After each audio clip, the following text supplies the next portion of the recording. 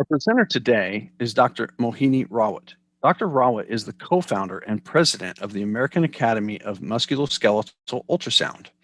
She is the fellowship director of the Musculoskeletal Ultrasound program at Hands-On Diagnostics. She is board certified in clinical electrophysiology and orthopedics by the American Board of Physical Therapy Specialties and in musculoskeletal sonography by the Alliance for Physician Certification and Advancement.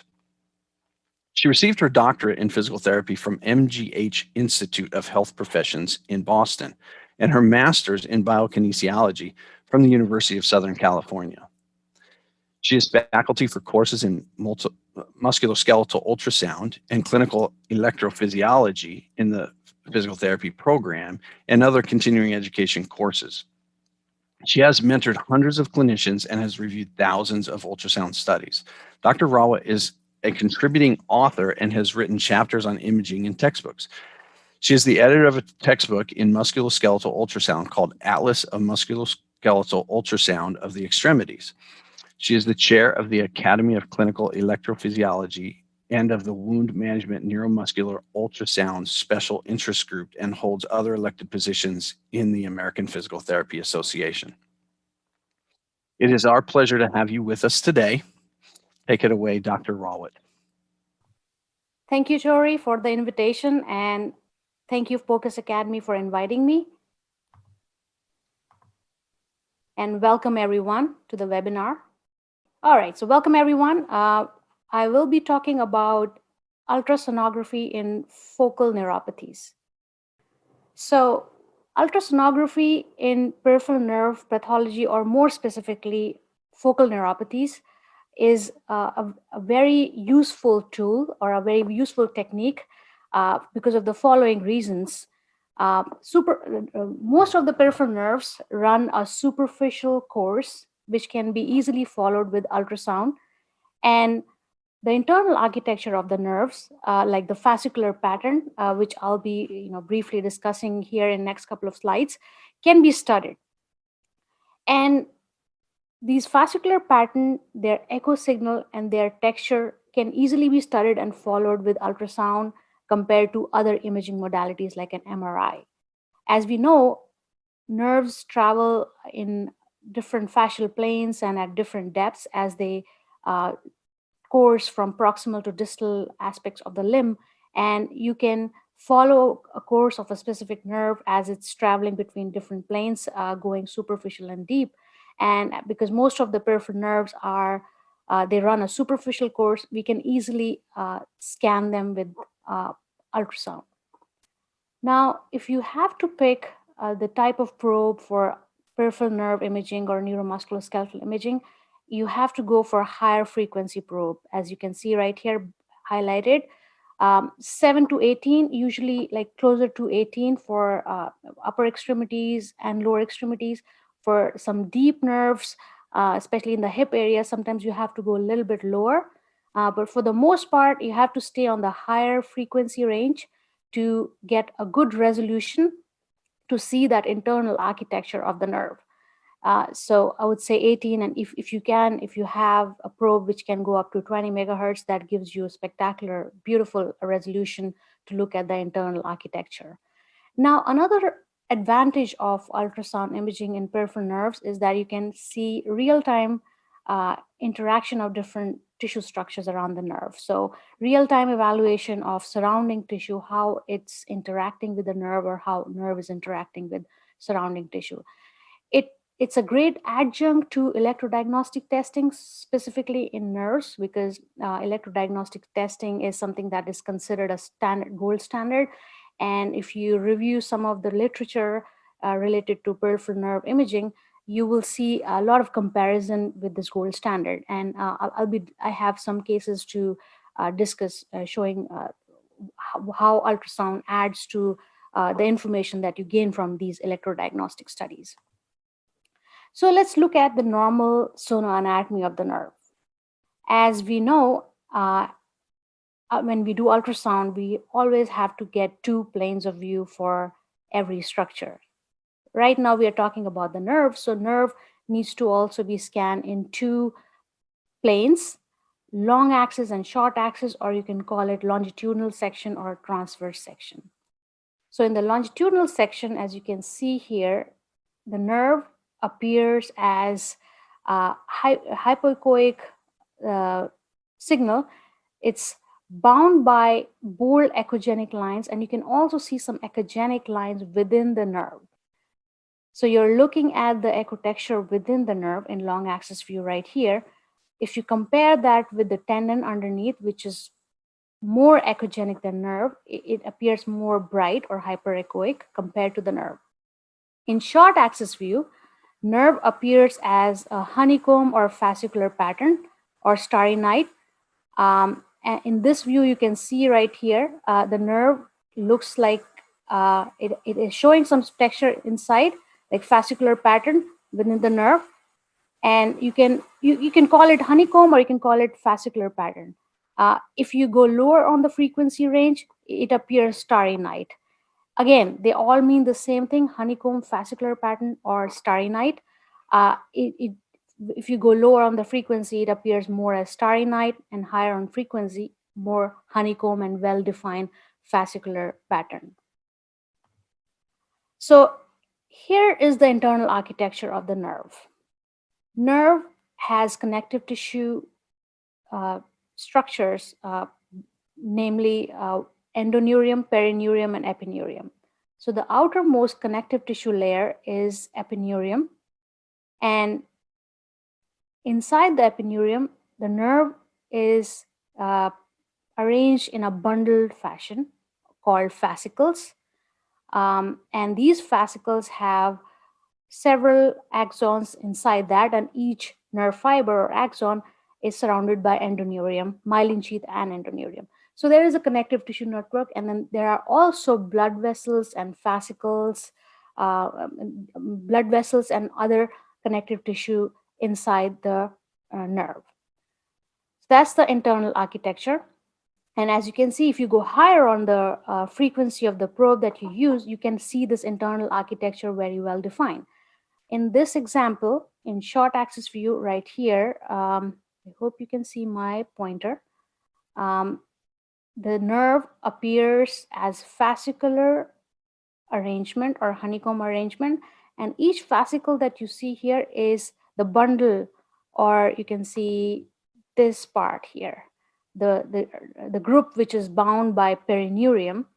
That's one fascicle, and that's what we are seeing in this image right here on the bottom. In long axis, again, you can see this arrangement of a cluster of fascicles arranged in a group, and you can see that in long axis. So it's just two views, two planar views looking at the fascicular arrangement of the nerve. And the arrangement changes at the nerve as the nerve courses from proximal to distal aspect. It can be more parallel arrangement, or it can have some crisscross, which we call it like cord-like or plexiform type of arrangement of the fascicles inside the nerve. And that's why the importance of knowing normal sonoanatomy of each nerve at different sites. You cannot assume that every nerve looks what you see right here, because every nerve has a slightly different fascicular arrangement at different sites. For example, median nerve shows different fascicular pattern at the elbow versus at the wrist. So before you scan these nerves in patients, you have to know the normal sonoanatomy of these nerves at each of these locations. And for this talk, because we are focusing on focal neuropathies, these are some of the examples of focal neuropathy or nerve entrapment syndromes. In these syndromes, the nerve gets compressed in a small area, tight area, or a tunnel. Like the first example here is carpal tunnel syndrome. Nerve is traveling through this carpal tunnel region, and it is packed in a small area with tendons and other soft tissue structures around it, and it is more prone for compression. The most common focal neuropathy in body is carpal tunnel syndrome, and followed by cubital tunnel syndrome. And then there are other less common focal entrapments compared to carpal tunnel syndrome, and they are listed here. And of course, this is not all inclusive, there are more, but these are more commonly seen, like carpal tunnel, which is median nerve compromise at the wrist. We have cubital tunnel syndrome, which is compromise of the ulnar nerve, tarsal tunnel syndrome, which is compromise of the posterior tibial nerve at the ankle region, medial ankle. And the third one is ulnar nerve entrapment at the level of Guillaume's canal, which is at the wrist level. Then we have other not as common entrapments like posterior interosseous nerve syndrome, anterior interosseous nerve syndrome, superficial radial sensory nerve compromise, suprascapular nerve entrapment at the shoulder, peroneal nerve or fibular nerve entrapment at the fibular head, or piriformis. So the common theme here is that the nerve is in a tight compartment and it is more prone for compression at these areas. So focal entrapment can be broadly classified as something that happens acutely, acute compression, like for example, in wrist, you can have lunate dislocation, or in the knee area, you can have tibiofibular joint dislocation, or some type of traumatic event that causes acute compression, which actually leads to physical deformation followed by some vascular phenomenon or ischemia.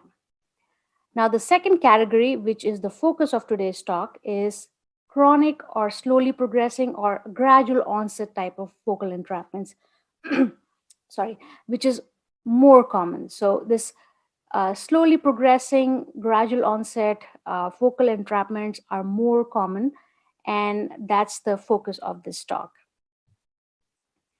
So what happens in this slowly developing focal neuropathies or idiopathic neuropathies?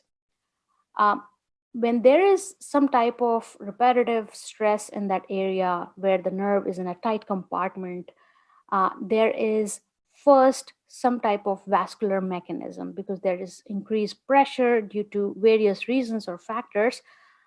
Their increased pressure causes vascular congestion. And these are some of the broadly classified events that happen that leads to the injury of the nerve fibers. Because of that pressure, there is increased permeability of endoneurial blood vessels. Like I mentioned before, the nerve is richly supplied by blood vessels. So there are blood vessels in the perineurium area, epineurium area, and also inside the fascicles. So there are endoneurial, perineurial, and epineurial blood supply. There is increased because there is increased permeability of these endoneurial blood vessels. It leads to endoneurial edema, and that's why we see swelling of the nerve. Swelling of the nerve leads to increased fluid pressure, which cause further obstructions. So we have vein and arteries inside the nerve, and this pressure that builds up in the nerve leads to further obstruction. So it just starts that vicious cycle of compression and nerve being swollen, which eventually, if this is not taken care of, leads to injury of the nerve fibers. So there are some protected phenomenon within the nerve, in the nerve and the tunnel through which the nerve is traveling.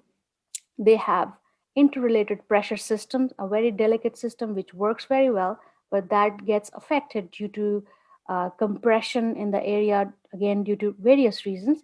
And because of this interruption of that fine balance of interrelated pressures, there is anoxia or ischemia of those blood vessels. So this vascular event leads to nerve injury. The myelin gets affected and the nerve gets injured. Now, if these changes stay on for a long period of time without any resolution with any type of treatment, it leads to fibrosis and thickening of perineurium or endoneurium with other changes, as you can see here. There is degeneration, remyelination, and endoneurium edema. And so there are some changes that you see with chronic nerve compressions, which namely, as you see highlighted in red, some fibrotic changes in the nerve and some thickening of these connective tissue layers that we just discussed. So all in all, when you do a nerve ultrasound, or to look for focal neuropathy sites, you see nerve swelling or enlargement. You see focal changes in the echo texture or signal. So the nerve becomes more hypoechoic because there is swelling. The texture changes. The fascicular pattern is no longer maintained. There is loss of that fascicular arrangement of the nerve. You may also see some physical deformity uh, in the form of constriction site or hourglass deformity. And if you check the muscles which are innervated by that nerve, you may see some muscle atrophy or change in echotexture of the muscle. Now, we see all this in just primary focal neuropathy. Sometimes neuropathy can also be a consequence of a space occupying lesion in the close proximity. So you may also note that with ultrasound examination. Now let's use median nerve as an example. So this is the normal scan here, short axis view or transverse view of the nerve. You can see the bony landmarks here. On the right, you see the pisiform. On the left, you see the scaphoid. And in the center, you can see the median nerve uh, pointed by this white arrow. That's a short axis view. You can measure the nerve at this level, cross-sectional area. In long axis, again, you can see the nerve, which is relatively darker than the underlying tendons, as you can see in this long axis right here. Now, if this nerve gets compromised, we see three main things. We see nerve swelling or enlargement, as you can see in the first image right here, highlighted by the red box. The nerve is swollen and there is change in echo pattern, as you can see in this image highlighted by the green box. On the left, you can see normal nerve with preserved echo texture. On the right, there is more, the nerve is darker, which means it's hypoechoic, it's swollen. If you measure it, it's going to be larger than the normal nerve caliber. And it doesn't show nice echo texture or the honeycomb or fascicular pattern inside the nerve. So that is lost. The third one is physical constriction or hourglass deformity, as you can see on the right. It's a normal nerve, and then suddenly there is narrowing of the caliber, and again it starts to show slightly. It starts to show uh, um, non-compromised area. So this is the constriction site at the center where there is maximum thinning of the nerve. So this physical constriction or hourglass deformity can also be seen. So these are the three um, main findings you see with focal entrapments. Again, more common in upper extremity. There are some differences in lower extremity too. You don't see classic hourglass in lower extremity as much.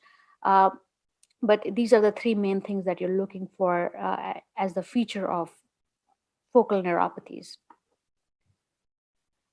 Here is another example of carpal tunnel syndrome or median nerve compromise at the wrist. Again, the nerve is enlarged, it's hypoechoic, some loss of fascicular pattern. In the long axis, you can see the constriction. So again, the 3 points: nerve enlargement, hypoechoic swelling, and physical constriction or hourglass deformity at the constriction site. So that's clearly visible here. Again, next you can see normal looking nerve on the left side. Oh, sorry. And hypoechoic nerve with loss of fascicular arrangement in the loss of echotexture of the nerve on the right, which is the abnormal nerve. Now in this example, same thing, we see hypoechoic swelling, the nerve is enlarged, loss of echotexture, fascicular pattern, and in long axis, you can see the constriction site. Here we actually see the pinching at two sites. Nerve has swelling proximal to the site of impingement. So this is the inlet of carpal tunnel and this is the outlet of carpal tunnel. And you can see the nerve starts to look normal, distal to the site of compression. So there is a lot of compression proximal and distal.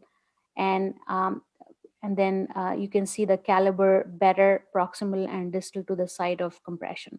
So here it looks like the entire flexor retinaculum is exerting a lot of pressure, not just one focal area. Another example of focal entrapment of median neuropathy at the wrist, and you can see the nerve looks enlarged. It's 0.19 centimeter square or 19 millimeter square. In long axis here, we don't see hourglass, but there is physical deformity. You can see swelling and then sudden thinning, almost like a severe thinning at the carpal tunnel and distal to it. So this would be classified something more significant and more severe.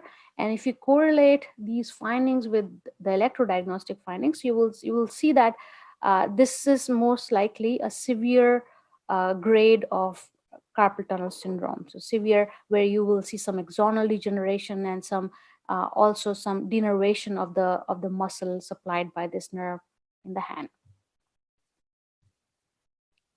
Now, again, when you are scanning the nerves in the tunnel where they are traveling and they are more prone for pressure, you are also looking for adjacent structures. So you don't just focus on the nerve, but also the surrounding.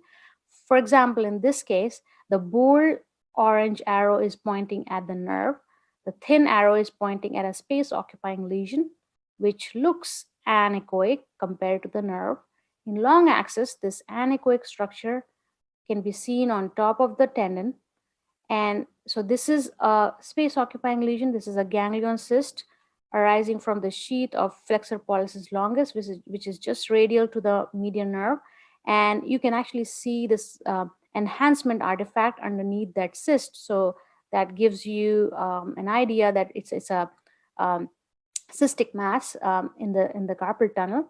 And again, we have great advantage, then we can do real-time evaluation. So I would have patient flex and extend the thumb to see how this mass is moving. And you will see that when you ask the patient to flex the DIP of the first digit, this mass or ganglion cyst will move along with the FPL tendon in and out of the tunnel.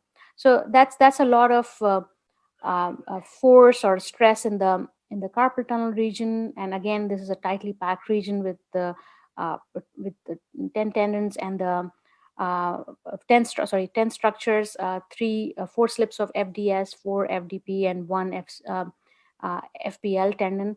And then you have a nerve. So total 10 structures in a small area. There is no room for someone a structure to expand or any extra structures to stay. So over the period, if someone is doing a lot of repetitive activities, this can cause carpal tunnel type of symptoms, or eventually cause friction neuritis of the nerve at that site. Now let's look at the different nerve. Now let's look at the ulnar nerve.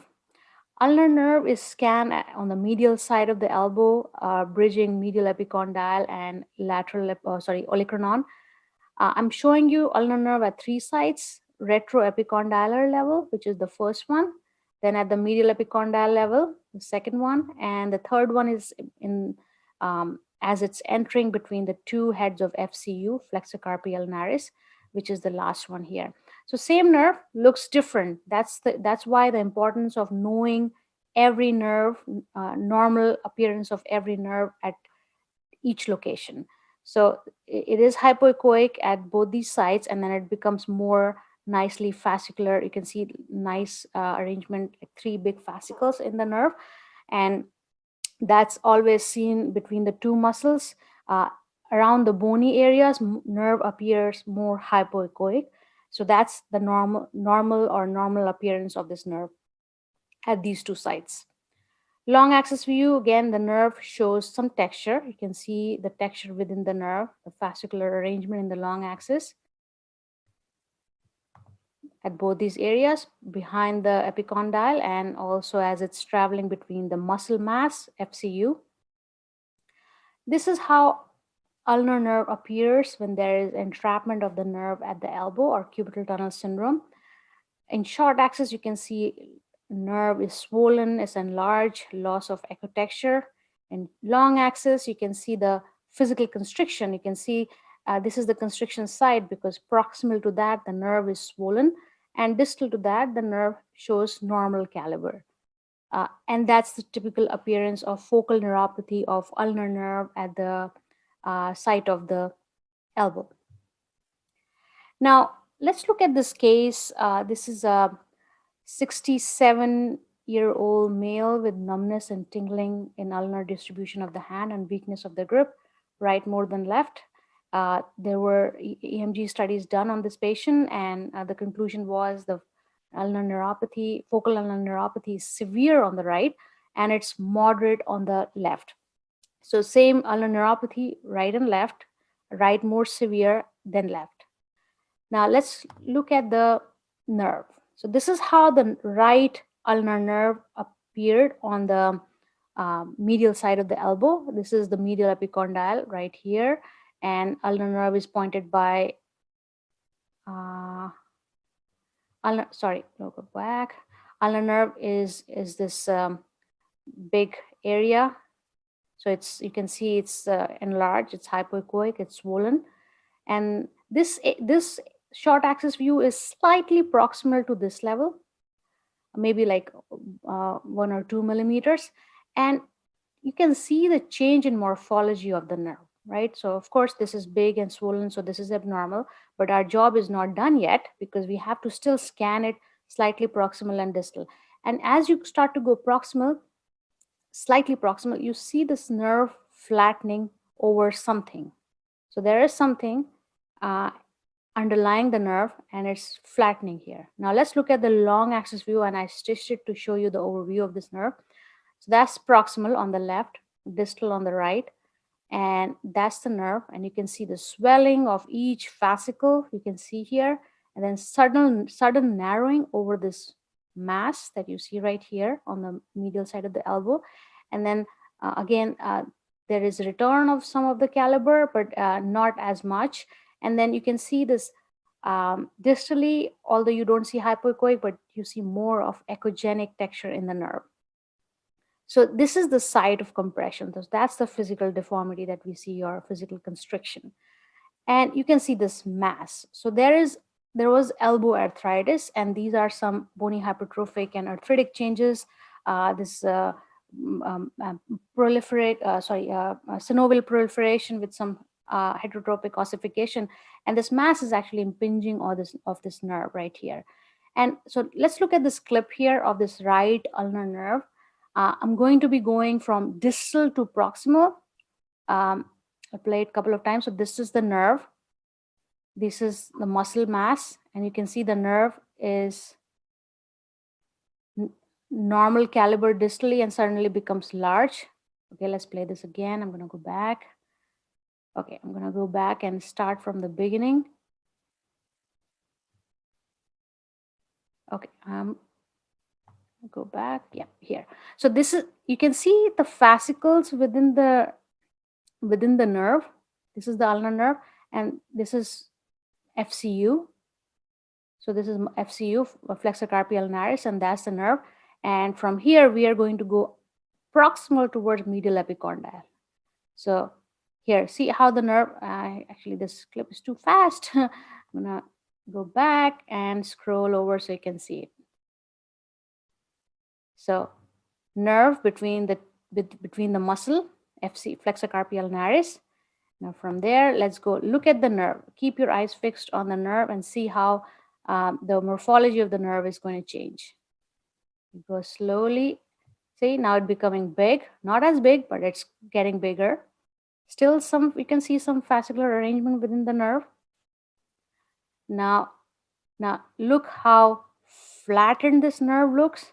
And when you see flattening of the nerve, you also see this underlying structure underlying the nerve, which is causing this flattening.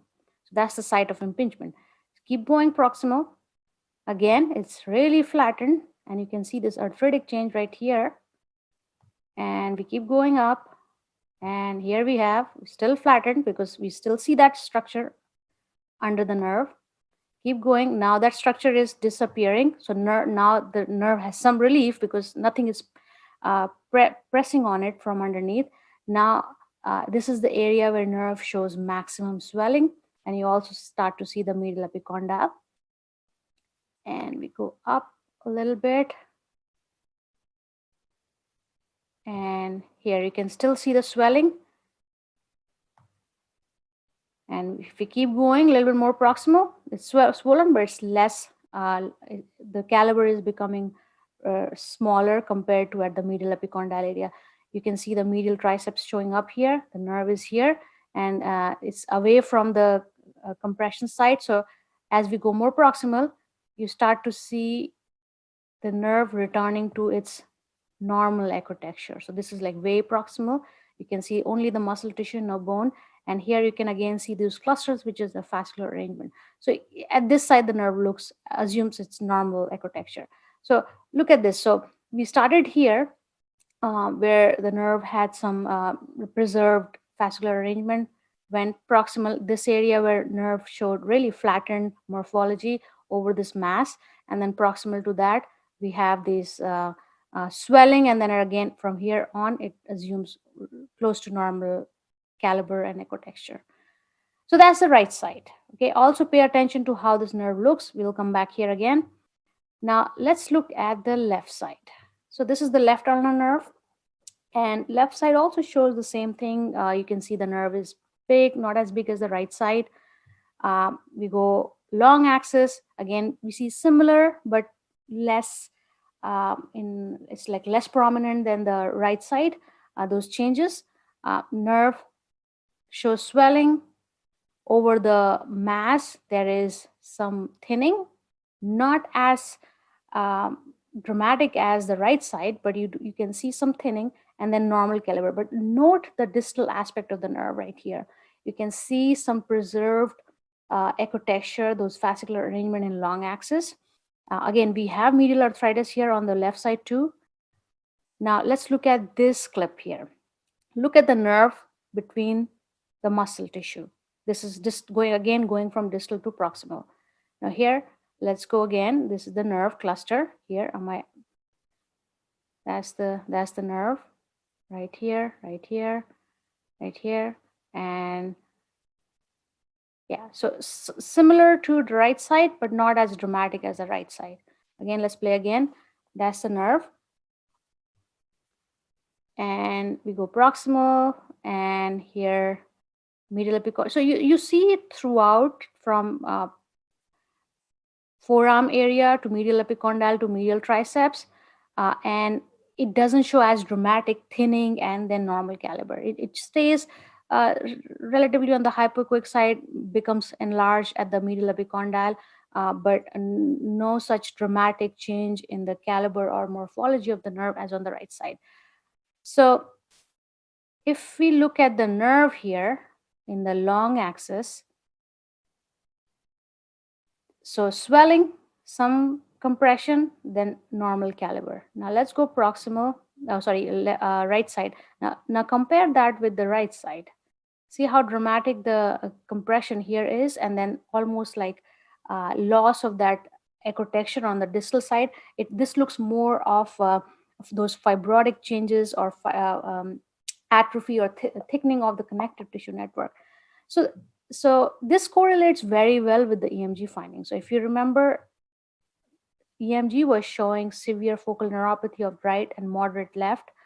So on the right side, there are a lot of changes in the motor and sensory axons of the nerve, and there are changes have advanced all the way distal. So there is this degeneration, and the nerves, the muscles are also showing signs of denervation with very small amplitude of motor response obtained from the ulnar nerve, and there is significant weakness and clawing on the right side compared to left. What we see here in electrophysiology, we can see that on the ultrasound here also. So it's not, this is happening secondary to arthritic changes, significant arthritic changes on the medial side of the elbow on both sides, and it looks like it's more advanced on right versus left. So left has scope of like some improvement if this nerve is treated and the pressure from that area is relieved, maybe anterior transposition.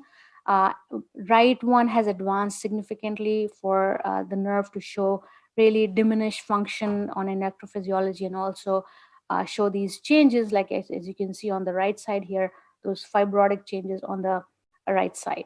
So here, a good correlation between the two. You can see the space occupying lesion that's compressing the nerve and has caused significant compression, which also translates into that function that you can clinically correlate. So again, like that speaks to the advantage of ultrasound in such cases. Here are my references, and thank you everyone for attending this webinar. I think we are ready to take some questions. Yes, thank you, Dr. Rawat. Great presentation. We appreciate all that great information. We do have some questions that came in the question answer tab. For those of you who've not had a chance to ask your question, there should be at the bottom of your screen a Q&A tab. You can click the button there. So first question, we'll just kind of jump right into these. How long does it take for the nerve to become hypoechoic following impingement? Okay, so the hypoechoic signal doesn't take very long. In terms of time period, it's hard for me to give you that answer, but that happens rather quickly. The swelling from the compromise, like we know if the pressure stays beyond 50 millimeter of mercury, there is uh, like that. There are studies reporting that pressure in the tunnel, it's enough to cause paresthesias and pressure. So I would say fairly early, and it also depends largely on which side, how much pressure there is. So cannot give you like in terms of absolute like time, but I would say hypoechoic is much early. And some of the early changes like we see in neuropraxia, um, or conduction block, is also reversible. So this hypoechoic, if there is just hypoechoic signal with everything else preserved, that also shows dramatic improvement if you do a follow-up exam. So I would say like rather quickly, and it depends on which nerve and at what site. Okay, great. Okay, next question. Is there other criteria for CTS to consider in the case of a bifid median nerve? That's a good question. So nothing changes with bifid. Bifid median nerve is just an anomaly or variation of normal, I would like to say. Uh, when someone has bifid median nerve, they're born with that. So doesn't mean that they are more prone for carpal tunnel, or doesn't make them more predisposed for something. If you have someone who happens to have carpal tunnel syndrome symptoms, and you do ultrasound and you find bifid median nerve, I would say do a separate, so you measure both the branches. So you measured one and it's 0.05 centimeter square. The second one is 0.04 centimeter square. You combine the cross-sectional area and it's 0.09, which is within the norm. Now, it's important to not include the connective tissue of which is because both these branches of the median nerve in bifid median nerve are contained inside the same uh, epineurium. So don't take the outermost connective tissue in your measurement. So you measure one branch and add that, and you have to do addition of both the cross-sectional areas. But just be very careful. Just treat them as two separate nerves, and then you add that cross-sectional area, and nothing changes in terms of bifid median nerve other than the way you measure them in cross-sectional area. Okay, great. Another question that came in, excuse me, cubital tunnel is of the nerve between the two heads carpi ulnaris. What's the name of the syndrome when the ulnar nerve is compressed 5 centimeters above the cubital tunnel? So that's a very good question. I think you're probably like, that's the area of your practice. So we use cubital tunnel syndrome as an umbrella term, but I would say the appropriate term is focal ulnar neuropathy at the elbow. Like you have mentioned, it can happen retroepicondylar. So you can have compression proximal to that arcuate ligament Osborne fascia. It can be retroepicondylar. In many cases, we do see. And that's why in the slide where I showed you the normal sonoanatomy of ulnar nerve, I had 3 short axis views. It's a good practice to take 3 short axis views at 3 sites. retroepicondylar level, and at the level of medial epicondyle, and in the true cubital tunnel, which is between the FCU. And you will see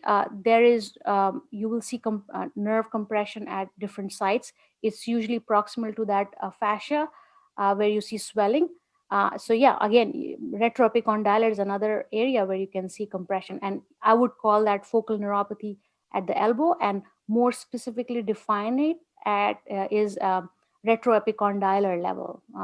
I would add that to the, the umbrella term of focal compression at the elbow.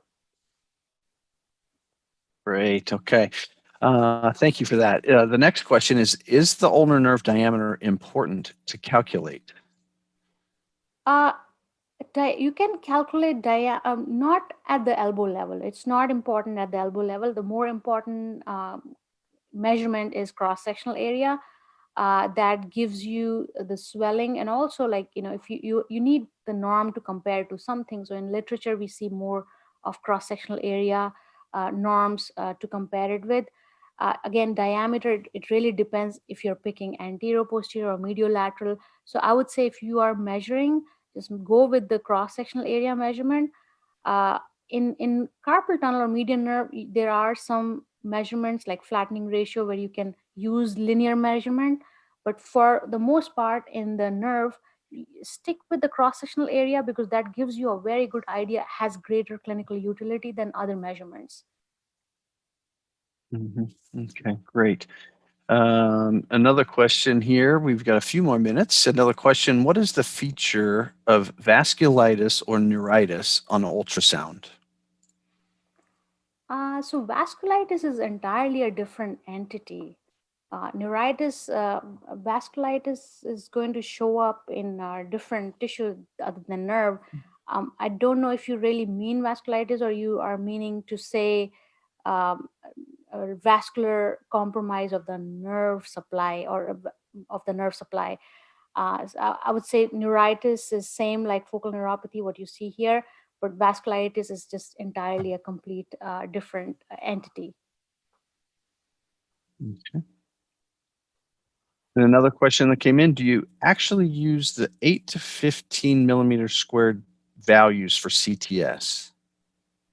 Yeah, that's a good question. And again, that's a good reference range. So this is what you see in literature. That's the range, 8 to 15. But if you go up, in my practice, I've seen that 0.09 centimeter square or 9 millimeter square is actually a good norm that you can compare with. And again, because everyone is different, there are some variations in anatomy.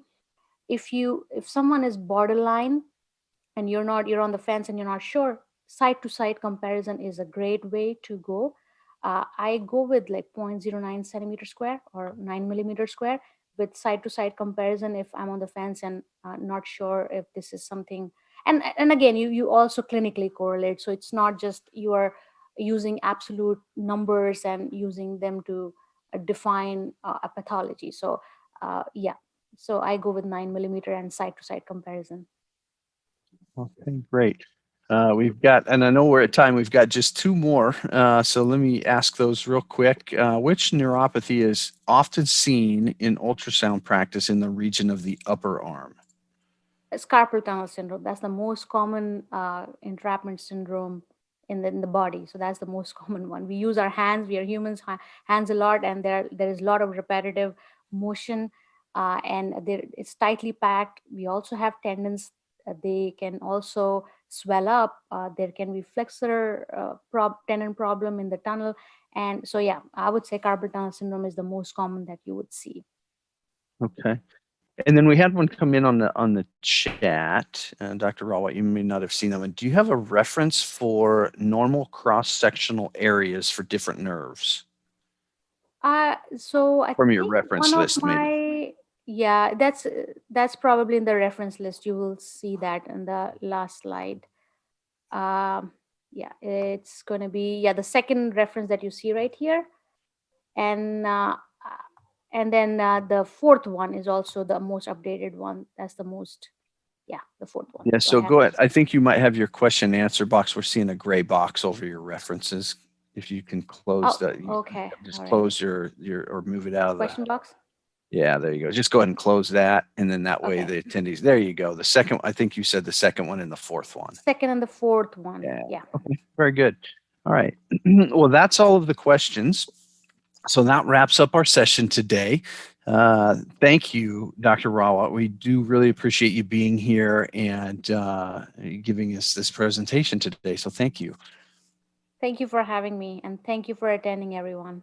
Yes, thank you. So that does wrap up our session today. A recording of this webinar will be made available on the POCUS.org website in approximately 1 week. For more POCUS talks, check out our Focus on POCUS podcasts, our POCUS blog posts, and of course, follow us on social media where we post regular POCUS clinical challenges. Thank you again for attending our webinar today. We look forward to seeing you on a future webinar.